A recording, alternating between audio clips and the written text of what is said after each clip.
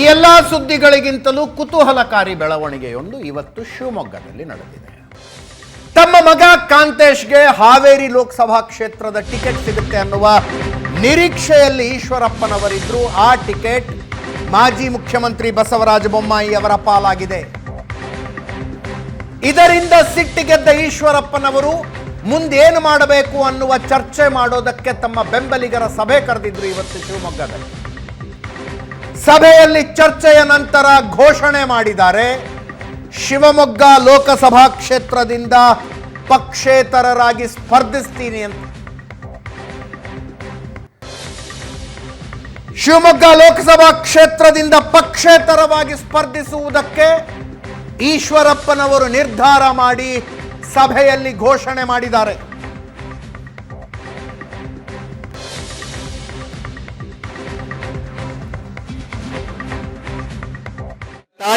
ಮೋದಿ ವಿರುದ್ಧ ನಾನು ಹೇಳಿದೆ, ನನ್ನ ರಕ್ತದ ಕಡಕಡನು ಹೇಳುತ್ತೆ, ರಾಮ ಮತ್ತು ಮೋದಿ ಬಿಟ್ಟು ನಾವಿರಲ್ಲ, ಹಿಂದುತ್ವ ಬಿಟ್ಟಿರಲ್ಲ, ಈ ಪಕ್ಷವನ್ನು ಬಿಟ್ಟಿರಲ್ಲ. ನಾನು ಅಕಸ್ಮಾತ್ ಚುನಾವಣೆ ಸ್ಪರ್ಧೆ ಮಾಡಿದೆ ಅಂತ ಅಂದ್ಕೊಳ್ಳಿ, ಪಕ್ಷ ಏನ್ ಮಾಡಬಹುದು? ಜಾಸ್ತಿ ಧೈರ್ಯ ಇದ್ರೆ ಒಂದು ನೋಟಿಸು, ಅದಕ್ಕಿಂತ ಜಾಸ್ತಿ ಬಂದ್ರೆ ಒಂದು ಉಚ್ಚಾಟನೆ. ನಾನು ನಿಮ್ಮ ಮುಂದೆ ಬಂದಿದ್ದೀನಿ, ನಾನು ಅಕಸ್ಮಾತ್ ಚುನಾವಣೆ ನಿಂತ್ರೆ, ಚುನಾವಣೆಯಲ್ಲಿ ಗೆದ್ರೆ 2 ತಿಂಗಳಲ್ಲಿ ನನ್ನ ತಾಯಿ ಭಾರತೀಯ ಜನತಾ ಪಾರ್ಟಿ ಪಾದಕ್ಕೆ ಇವರೆಲ್ಲ ತಗೊಂಡು ಸೇರಿಸ್ತಾರೆ, ಈ ವಿಶ್ವಾಸ ನನಗಿದೆ. ನಾನು ಅದಕ್ಕೋಸ್ಕರ ಇಡೀ ಕರ್ನಾಟಕ ರಾಜ್ಯದ ನೊಂದ ಕಾರ್ಯಕರ್ತರು, ಹಿಂದುತ್ವದ ಪ್ರತಿಪಾದಕರು, ರಾಜ್ಯದಲ್ಲಿ ಕುಟುಂಬ ಒಂದೇ ಕುಟುಂಬದ ವ್ಯವಸ್ಥೆಯಲ್ಲಿ ಇರೋದನ್ನ ಆ ಹಿಡಿತದಿಂದ ತಪ್ಪಿಸಬೇಕು ಅನ್ನೋ ಉದ್ದೇಶದಿಂದ ಎಲ್ಲರೂ ಒಟ್ಟಿಗೆ ಕೂತು ಚರ್ಚೆ ಮಾಡಿ ತೀರ್ಮಾನ ಮಾಡಿ ಅಭ್ಯರ್ಥಿಗಳನ್ನ ಮಾಡಬೇಕು ಅನ್ನೋ ಲೆಕ್ಕದಲ್ಲಿ ಕೇಂದ್ರ ನಾಯಕರು ಗಮನಕ್ಕೆ ಬರಬೇಕು, ರಾಜ್ಯ ನಾಯಕರು ಕೂಡ ಈ ದಿಕ್ಕಿನಲ್ಲಿ ಯೋಚಿಸಬೇಕು ಅನ್ನೋ ಉದ್ದೇಶದಿಂದ ಶಿವಮೊಗ್ಗ ಲೋಕಸಭಾ ಕ್ಷೇತ್ರದಿಂದ ಸ್ವತಃ ಈಶ್ವರಪ್ಪನವರೇ ನಮ್ಮ ಜೊತೆಗೆ ಶಿವಮೊಗ್ಗದಿಂದ ನೇರ ಸಂಪರ್ಕದಲ್ಲಿದ್ದಾರೆ. ಈಶ್ವರಪ್ಪನವರೇ ನಮಸ್ಕಾರ, ಧ್ವನಿ ಕೇಳಿಸ್ತಿದ್ಯಾ? ನಮಸ್ಕಾರ ಸರ್. ನಮಸ್ಕಾರ ನಮಸ್ಕಾರ. ನೋಡಿದೆ ನಿಮ್ಮ ಭಾಷಣವನ್ನು, ಬಹಳ ಸಿಟ್ಟಿನಿಂದ ಆಕ್ರೋಶ ಭರಿತರಾಗಿ ಮಾತಾಡಿದ್ದೀರಿ, ಸಹಜ ಕೂಡ ಅದು. ಆದರೆ ಈ ಸಿಟ್ಟು ಸಸ್ಟೇನ್ ಆಗುತ್ತಾ ಅಂತ, ಇದು ದೃಢ ನಿಶ್ಚಯವಾ? ಸ್ಪರ್ಧೆ ಮಾಡೇ ಮಾಡ್ತೀರಾ?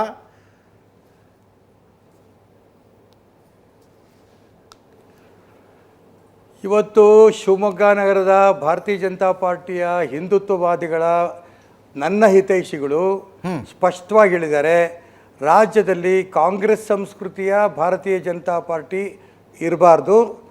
ನರೇಂದ್ರ ಮೋದಿ ಅಪೇಕ್ಷೆ ಪಟ್ಟಂತೆ ಕುಟುಂಬ ರಾಜಕಾರಣದ ಕೈಯಲ್ಲಿ ಪಕ್ಷ ಇರಬಾರ್ದು ಅನ್ನೋಂಥ ಉದ್ದೇಶ ನರೇಂದ್ರ ಮೋದಿ ಹೇಳಿದ್ದಾರೆ. ಆ ದಿಕ್ಕಿನಲ್ಲಿ ಮತ್ತು ಇಡೀ ಕರ್ನಾಟಕ ರಾಜ್ಯದಲ್ಲಿ ಅನೇಕ ಪಕ್ಷವನ್ನು ಕಟ್ಟಿರೋಂಥ ಕಾರ್ಯಕರ್ತರು ನೊಂದಿದ್ದಾರೆ. ಆ ಎಲ್ಲ ಕಾರ್ಯಕರ್ತರ ಧ್ವನಿಯಾಗಿ ಮತ್ತು ಇನ್ನು ಮುಂದೆ ಹಿಂದುತ್ವದ ಪರವಾಗಿ ನಾನು ಚುನಾವಣೆಗೆ ಸ್ಪರ್ಧೆ ಮಾಡಬೇಕು ಅಂತ ಎಲ್ಲ ಕಾರ್ಯಕರ್ತರು ಇವತ್ತು ಸೂಚನೆ ಕೊಟ್ಟಿರೋ ಪ್ರಕಾರ ನಾನು ಶಿವಮೊಗ್ಗ ಲೋಕಸಭಾ ಕ್ಷೇತ್ರಕ್ಕೆ ಪಕ್ಷೇತರ ಅಭ್ಯರ್ಥಿಯಾಗಿ ನಾನು ಸ್ಪರ್ಧೆ ಮಾಡ್ತಾ ಇದ್ದೇನೆ. ಈಗ ಯಡಿಯೂರಪ್ಪನವರು ತಮ್ಮ ಒಬ್ಬ ಮಗನನ್ನು ಸಂಸದ ಮಾಡಿದ್ದು, ಇನ್ನೊಬ್ಬ ಮಗನನ್ನು MLA ಮಾಡಿ ರಾಜ್ಯಾಧ್ಯಕ್ಷರನ್ನಾಗಿ ಮಾಡಿದ್ದು ಕುಟುಂಬ ರಾಜಕಾರಣ ಅನ್ನೋದಾದರೆ, ನೀವು ಕಾಂತೇಶ್ ಅವರಿಗೆ ಟಿಕೆಟ್ ಕೇಳ್ತಾ ಇದ್ರಿ, ನಿಮ್ಮದು ಕುಟುಂಬ ರಾಜಕಾರಣನೇ? ನೋ, ಕುಟುಂಬ ರಾಜಕಾರಣ ಅಂದರೆ ಒಂದು ಮನೆಗೆ ಒಂದು ಟಿಕೆಟ್ಟು ಅಂತ ಅಂದ್ಕೊಂಡು ಕೇಂದ್ರ ನಾಯಕರು ತೀರ್ಮಾನ. ಹಾಗಾಗಿ ಈಗ MLC-ನೋ MP-ನೋ ಅಲ್ಲ. ಹಾಗಾಗಿ ಕಾಂಗ್ರೆಸ್ ಒಂದು ಮನೆಗೆ ಒಂದು ಸೀಟು ಅಂತಂದಾಗ ಕಾಂಗ್ರೆಸ್ಸಿನ ಕೇಳ್ತಿದ್ದೀನಿ ವಿನಃ ನಾನು MP ಆಗಿ, ನಾನು MLA ಆಗಿ ನನ್ನ ಮಗನೂ ಕೇಳಿದ್ದಿದ್ರೆ ಅದು ರಾಜಕಾರಣ ಆಗೋದು. ಭಾರತೀಯ ಜನತಾ ಪಾರ್ಟಿ ರಾಷ್ಟ್ರೀಯ ನಾಯಕರ ತೀರ್ಮಾನ, ಒಂದು ಕುಟುಂಬಕ್ಕೆ ಒಂದು ಸೀಟು, ಆ ದಿಕ್ಕಿನಲ್ಲಿ ಕಾಂತೇಶ್ ಕೊಡಿ ಅಂತ ನಾನು ಕೇಳಿದ್ದು. ಈ ಯಡಿಯೂರಪ್ಪನವ್ರು ಹೇಳ್ತಿದ್ದಾರೆ ಕಾಂತೇಶ್ ಅವ್ರನ್ನ MLC ಮಾಡೋದರ ಬಗ್ಗೆ ಕೇಂದ್ರದಲ್ಲಿ ಚಿಂತನೆ ಮಾಡ್ತಿದ್ದಾರೆ ಅಂತ. ನಿಮ್ಗೇನು ಅದು ಚಿಂತನೆ ಮಾಡ್ತಿದ್ದಾರೆ ಇನ್ನೂ ಅನ್ನೋದು ಸಮಾಧಾನ ತರಲಿಲ್ವಾ? ಅಥವಾ MLC ಯಾಕೆ ಆಗ್ಬೇಕು, ನನ್ನ ಮಗ ಎಲೆಕ್ಷನ್ ನಿಂತ್ಕೊಂಡು ಗೆದ್ದೇ ಬರಲಿ ಅನ್ನುವಂಥದ್ದು ತಮ್ಮ ನಿರೀಕ್ಷೆನಾ? ಅಲ್ಲ, ಯಡಿಯೂರಪ್ಪನವರು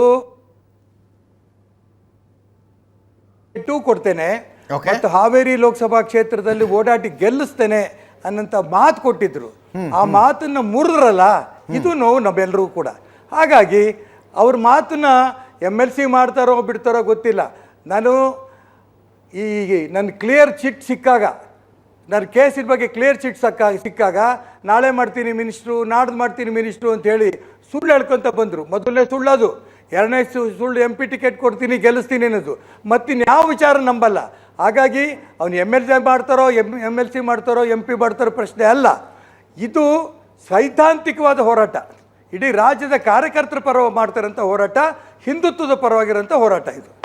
ಅಲ್ಲ ಈಶ್ವರಪ್ಪನವ್ರೆ, ನಿಮಗೆ ಟಿಕೆಟ್ ಇಲ್ಲ ಅಂತ ಹೇಳಿದಾಗಲೇ ನೀವು ಸಿಟ್ಟಾಗಲಿಲ್ಲ. ಮಹಾಪ್ರಸಾದ್ ಅಂತ 2 ನಿಮಿಷದಲ್ಲಿ ಪತ್ರಕ್ಕೆ ಸೈನ್ ಹಾಕಿ ಕೊಟ್ಬಿಟ್ರಿ ನೀವು, ನಿಮಗೆ ಟಿಕೆಟ್ ಇಲ್ಲ ಅಂದಾಗ. ಮಗನಿಗೆ ಟಿಕೆಟ್ ಇಲ್ಲ ಅನ್ನೋದು ತಮಗೆ ತುಂಬ ಸಿಟ್ಟು ತರಿಸಿದೆ. ಇಲ್ಲ, ಅದೇ ಹೇಳ್ತಿರೋದು ನಾನು. ನನ್ನ ಮಗನಿಗೆ ಟಿಕೆಟ್ ಸಿಕ್ಕಲಿಲ್ಲ ಅಂತ ಒಂದೇ ಉದ್ದೇಶಕ್ಕೆ ನಾನು ಈ ಹೋರಾಟಕ್ಕೆ ಇಳಿದಿಲ್ಲ. ಸೈದ್ಧಾಂತಿಕವಾಗಿ ಮಾಡಿ ನಿಲ್ಸಿರೋ ಹೋರಾಟ. ಇಡೀ ಕಾರ್ಯಕರ್ತರಿಗೆ ಆಗಿರೋಂಥ ನೋವು ಎಲ್ಲೋ ಕೇಳಿದ್ರು ಕೂಡ ಸರ್ ಆ BJP ಈ ಸ್ಥಿತಿ ಬಂದ್ಬಿಟ್ಟಿದೆಯಲ್ಲ ಅಂತ ನೋವು, ಅವರೆಲ್ಲರ ಧ್ವನಿಯಾಗಿ ನಾನು ಚುನಾವಣೆ ನಿಲ್ತಾ ಇದ್ದೇನೆ. ಹಿಂದುತ್ವದ ಕಾರ್ಯಕರ್ತರು CT ರವಿ ಸಿಕ್ಕಿಲ್ಲ, ಪ್ರತಾಪ್ ಸಿಂಹಂಗೆ ಸಿಕ್ಕಿಲ್ಲ, ನಳಿನ್ ಕುಮಾರ್ ಕಟೀಲ್ ಸಿಕ್ಕಿಲ್ಲ, ಸದಾನಂದ ಗೌಡರು ಸಿಕ್ಕಿಲ್ಲ. ಈ ರೀತಿ ಹಿಂದುತ್ವದ ಪರವಾಗಿರೋಂಥ ಅನೇಕ ಕಾರ್ಯಕರ್ತರಿಗೆ ಸಿಕ್ಕಿಲ್ಲಲ್ಲ. ಆ ಹಿಂದುತ್ವವನ್ನು ಮತ್ತೆ ಉಳಿಸ್ಬೇಕು, ಅದಕ್ಕೋಸ್ಕರ ಈ ಹೋರಾಟ. ಆದರೆ ನಿಮ್ಮ ಭಾಷಣದಲ್ಲಿ ಕೇಳ್ತಿದ್ದೆ ನಾನು, ನರೇಂದ್ರ ಮೋದಿ ಅವರು ಮತ್ತೊಮ್ಮೆ ಪ್ರಧಾನಿ ಆಗಬೇಕು ಅಂತ ನೀವು ಅತ್ಯಂತ ಉಗ್ರವಾಗಿ ಪ್ರತಿಪಾದಿಸ್ತೀರಿ. ಪ್ರಧಾನಿ ಆಗಲೇಬೇಕು ನರೇಂದ್ರ ಮೋದಿ ಇನ್ನೊಮ್ಮೆ ಅಂತ. ಹೌದು ಹೌದು. ಆದರೆ BJP ಅಧಿಕೃತ ಅಭ್ಯರ್ಥಿಯ ವಿರುದ್ಧ ಕಂಟೆಸ್ಟ್ ಮಾಡ್ತೀನಿ ಅಂತೀರಿ.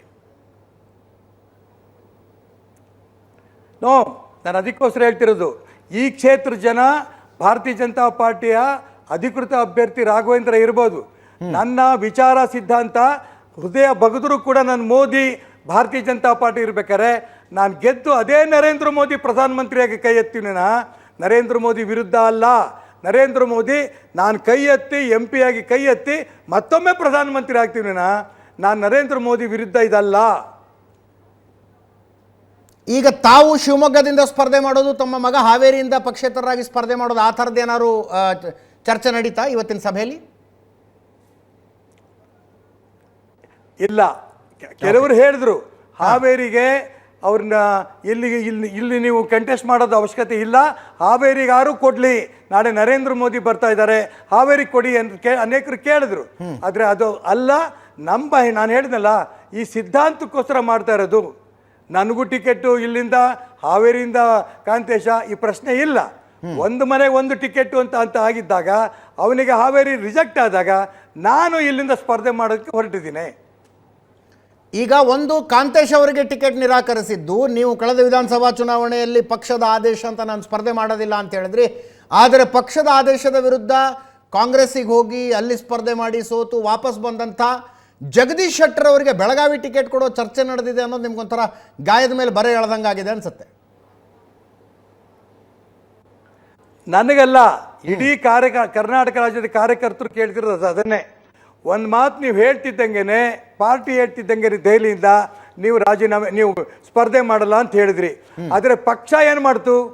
ಯಾರು ಪಕ್ಷವನ್ನು ಬಿಟ್ಟು ಹೋಗಿ ಕಾಂಗ್ರೆಸ್ ಸೇರಿ ಅಲ್ಲಿಂದ ಮತ್ತೆ ವಾಪಸ್ ಅವ್ರು ಕರ್ಕೊಂಡ್ಬಂದು ಯಡಿಯೂರಪ್ಪನವ್ರ ಟಿಕೆಟ್ ಕೊಟ್ಟೆ ನಾಳೆ ಘೋಷಣೆ ಮಾಡ್ತಾ ಇದ್ದಾರಲ್ಲ, ಈ ಒಂದು ವ್ಯವಸ್ಥೆ ಇದೆಯಲ್ಲ, ಇದ್ರ ವಿರುದ್ಧ ನಾನು ಚುನಾವಣೆ ನಿಲ್ಲಬೇಕು ಅನ್ನೋ ಉದ್ದೇಶ ನಂದಿರಲಿಲ್ಲ.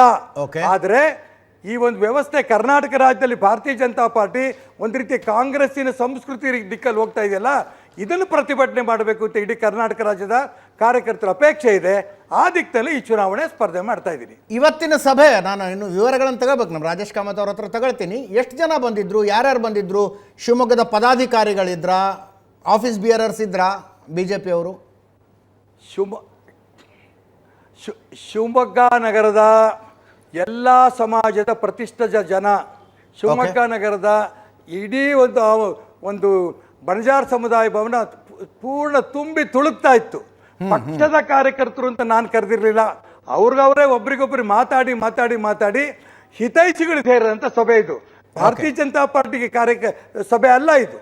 ನನ್ನ ಹಿತೈಷಿಗಳು ಈ ರಾಜ್ಯವನ್ನು ಉಳಿಸ್ಬೇಕು ಪಕ್ಷದಿಂದ ಅಂತ ಹೇಳ್ಕೊಂಡು ಅವರು ರಾಷ್ಟ್ರಭಕ್ತರ ಒಂದು ಸಂಘಟನೆ ಅಂತ ಕಟ್ಕೊಂಡು ಅದ್ರ ಮುಖಾಂತರ ಸಭೆ ಇದು. BJP ಪದಾಧಿಕಾರಿಗಳು ಬರಬೇಕು ಬರಬಾರ್ದು ಪ್ರಶ್ನೆ ಇಲ್ಲ. ಅನೇಕರು ಬಂದಿದ್ರು, ಅನೇಕರು ಬಂದಿರಲಿಲ್ಲ. ಅನೇಕ BJP ಕಾರ್ಪೊರೇಟರ್ಗಳು ಅನೇಕರು ಬಂದಿದ್ರು, ಕೆಲವರು ಬಂದಿಲ್ಲ. BJP ಸಭೆ ಅಲ್ಲ ಇದು, ಇದು ರಾಷ್ಟ್ರಭಕ್ತರ ಒಂದು ಸಭೆ. ಆ ಸಭೆಯಲ್ಲಿ ನಾನು BJP ಅಭ್ಯರ್ಥಿಯಾಗಿ ಸ್ಪರ್ಧೆ ಮಾಡಬೇಕು ಅಂತ ಅವರೆಲ್ಲರ ಅಪೇಕ್ಷೆಗೆ ತಕ್ಕಂತೆ ನಾನು ಸ್ಪರ್ಧೆ ಮಾಡ್ತಾ ಇದ್ದೀನಿ. ನಾನು ಕೆಲವು BJP ಮುಖಂಡರನ್ನು ಕೇಳಿದೆ, ಈಶ್ವರಪ್ಪನವರ ಸಿಟ್ಟಿನ ಪರಿಣಾಮ ಏನಾಗುತ್ತೆ ಅಂತ. ಅವ್ರು ಹೇಳ್ತಾರೆ, ಈಶ್ವರಪ್ಪನವರು ಒಂಥರ ಭಾವನಾಜೀವಿ, ಆ ಕ್ಷಣಕ್ಕೆ ಸಿಟ್ಟು ಬರುತ್ತೆ, ನಾನಂತರ ಸುಮ್ಮನಾಗ್ತಾರೆ. ಅವರ ಸಿಟ್ಟು ಅನ್ನೋದು ನೀರಿನ ಮೇಲಿನ ಗುಳ್ಳೆ ಇದ್ದಂಗೆ.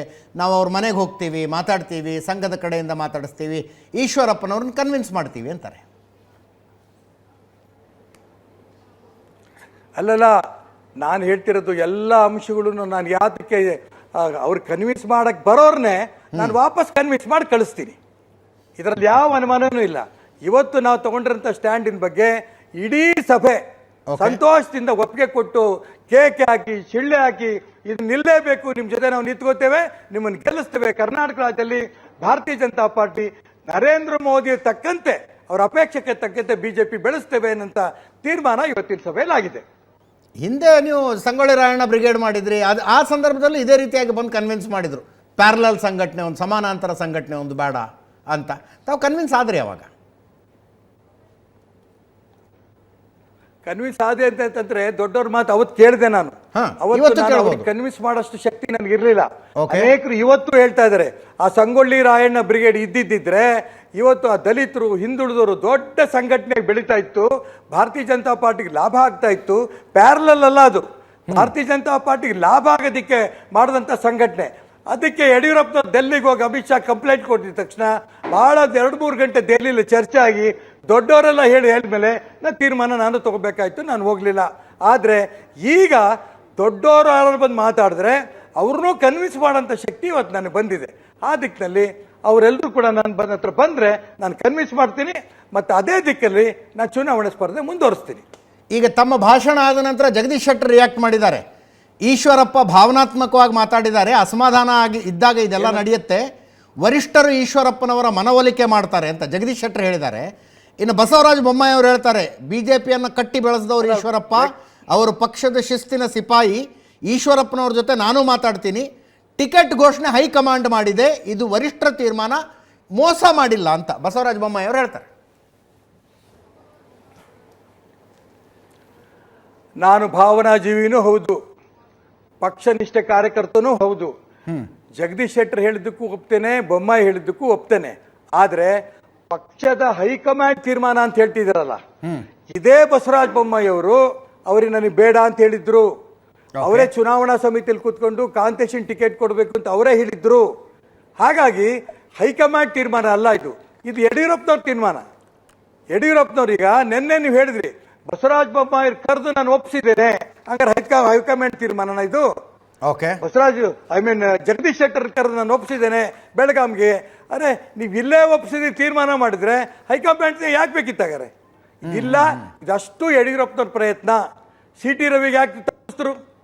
ಚಿಕ್ಕಮಗಳೂರು ಜಿಲ್ಲೆನಲ್ಲಿ ಇಡೀ ಕ್ಷೇತ್ರದ ಜನ ಶೋಭಾ ಕರಂದ್ಲಾಜೆ ಬೇಡ ಅಂತಂದಾಗ CT ರವಿ ಕೊಡಿಸ್ಬೋದಿತ್ತು. ಆದರೆ ಯಡಿಯೂರಪ್ಪನವರು ಹಿಂದುತ್ವವಾದಿ, CT ರವಿ ಬೇಡ, ಪ್ರತಾಪ್ ಸಿಂಹ ಬೇಡ, ಈ ರೀತಿ ನಳಿನ್ ಕುಮಾರ್ ಬೇಡ, ಹಿಂದುತ್ವವಾದಿಗಳು ಅಂದ ತಕ್ಷಣ ಅದ್ಯಾಕೋ ಯಡಿಯೂರಪ್ಪನವರಿಗೆ ನನ್ನ ಮಾತು ಕೇಳಂತವ್ರು ಇಲ್ಲ ಅನ್ನೋಂಥ ಒಂದು ಬೇಸರ ಆಗ್ತಾ ಇದೆ. ತಾವು ಇನ್ನೂ ಒಂದು ಮಾತು ಹೇಳಿದ್ರಿ, ಬಸವರಾಜ ಬೊಮ್ಮಾಯಿ ಅವರು ನನ್ನ ಹತ್ರ ಹೇಳಿದರು, ನನ್ನ ಆರೋಗ್ಯ ಹಾಳಾಗಿ ಹೋಗಿದೆ, ನಾನು ಸ್ಪರ್ಧೆ ಮಾಡೋದಿಲ್ಲ ಅಂತ ನನ್ನ ಹತ್ರನೇ ಹೇಳಿದರು. ಕಾಂತೇಶಿಗೆ ಟಿಕೆಟ್ ಕೊಡಿ ಅಂತ ಬಸವರಾಜ ಬೊಮ್ಮಾಯಿ ಅವರು ಹೇಳಿದರು. ನಾನೇನಾದರೂ ಸುಳ್ಳು ಹೇಳಿದ್ರೆ ಆಣೆ ಮಾಡಿ ಹೇಳ್ತೀನಿ, ನನ್ನ ಮಗ ಹಾಳಾಗಿ ಹೋಗಲಿ ಅಂತ ಭಾಷಣ ಮಾಡಿದ್ರಂತೆ ಇವತ್ತು. ಹೌದು, ಚುನಾವಣಾ ಸಮಿತಿಯಲ್ಲಿ ಅದೇ ಬಸವರಾಜ ಬೊಮ್ಮಾಯಿ ಅವರು ನನ್ನ ಮಗನಿಗೆ ಟಿಕೆಟ್, ಅಂದರೆ ನನ್ನ ಮಗ ಅಂತಲ್ಲ, ಒಬ್ಬ ಹಿಂದುಳಿದ ವರ್ಗದ ಕಾರ್ಯಕರ್ತನಿಗೆ ಕಾಂತೇಶ ಕೊಡಿ ಅಂತ ಇದೇ ಬಸವರಾಜ ಬೊಮ್ಮಾಯಿ ಅವರು ಚುನಾವಣಾ ಸಮಿತಿಯಲ್ಲಿ ಹೇಳಿದ್ದಾರೆ. ಇಲ್ಲ ಅಂತ ಹೇಳಿ ನೋಡೋಣ ಯಾರಾದರೂ. ಈಗ ಆದರೆ ಆ ರೀತಿ ಕಣದಿಂದ ಹಿಂದೆ ಸರಿದಿದ್ದ ಬಸವರಾಜ ಬೊಮ್ಮಾಯಿ ಅವ್ರನ್ನ ಯಡಿಯೂರಪ್ಪನವ್ರು ಕರ್ಕೊಂಡು ಬಂದು ಟಿಕೆಟ್ ಕೊಡಿಸಿದ್ದಾರೆ ಅಂತ ತಮ್ಮ ವಾದ. 100ಕ್ಕೆ 100, ಇದ್ರಾಗೆ ನನ್ನ ಬರ ಇಲ್ಲ. ಈಗ ಮುಂದೇನು ಸರ್? ಈಗ ಸೋಮವಾರ ನರೇಂದ್ರ ಮೋದಿ ಅವರು ಬರ್ತಿದ್ದಾರೆ ಶಿವಮೊಗ್ಗಕ್ಕೆ. ಹೌದು, ತಾವೇನು ಆ ಕಾರ್ಯಕ್ರಮದಿಂದ ದೂರ ಉಳಿತೀರಾ? ನಾನು ಈ ಚುನಾವಣೆಗೆ ಸ್ಪರ್ಧೆ ಮಾಡ್ತಾ ಇರೋಂಥ ಸಂದರ್ಭದಲ್ಲಿ ಭಾರತೀಯ ಜನತಾ ಪಾರ್ಟಿ ಅಧಿಕೃತ ಅಭ್ಯರ್ಥಿ ವಿರುದ್ಧ ನನ್ನ ಚುನಾವಣೆ ನಿಂತಾಗ ನಾನು ನರೇಂದ್ರ ಮೋದಿ ಅವರ ಕಾರ್ಯಕ್ರಮಕ್ಕಾಗಲಿ ಯಾವುದೇ BJP ಕಾರ್ಯಕ್ರಮಕ್ಕಾಗಲಿ ನಾನು ಹೋಗೋಕ್ಕಾಗಲ್ಲ. ಇನ್ನು ಚುನಾವಣೆ ಮುಗಿದು ಚುನಾವಣೆ ಗೆದ್ದ ನಂತರ BJP ನಾನು ಖಂಡಿತ ನನಗೆ ಜೊತೆಗೆ ಇಟ್ಕೊಡುತ್ತೆ. ಆ ಟೈಮಲ್ಲಿ ಎಲ್ಲ BJP ಕಾರ್ಯಕ್ರಮಗಳಿಗೂ ಹೋಗ್ತೇನೆ. ಧನ್ಯವಾದ ಈಶ್ವರಪ್ಪನವರು, ಏಷ್ಯಾನೆಟ್ ಸುವರ್ಣ ನ್ಯೂಸ್ ಜೊತೆ ಮಾತನಾಡಿದ್ದಕ್ಕೆ. ಎಸ್ ಈಶ್ವರಪ್ಪನವ್ರು ಏನು ಹೇಳ್ತಾರೆ? ಒಂದೇ ನಿಮಿಷ.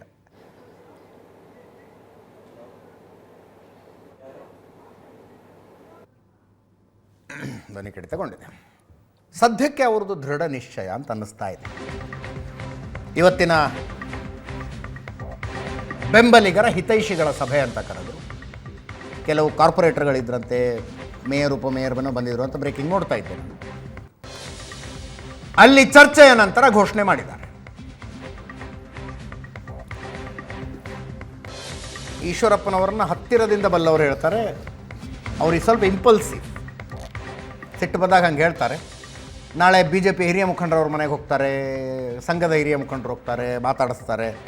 ಆ ನಂತರ ಅವ್ರನ್ನ ಕನ್ವಿನ್ಸ್ ಮಾಡಬಹುದು ಅಂತ ಗೊತ್ತಿಲ್ಲ, ಏನಾಗುತ್ತೆ ಅದು ಆದಾಗ ಹೇಳ್ತೀವಿ.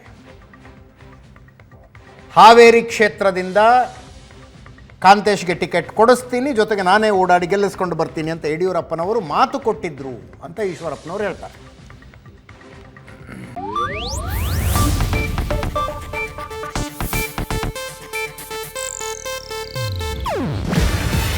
ಇದು ಏಷ್ಯಾನೆಟ್ ನ್ಯೂಸ್ ನೆಟ್ವರ್ಕ್ ಪ್ರಸ್ತುತಿ.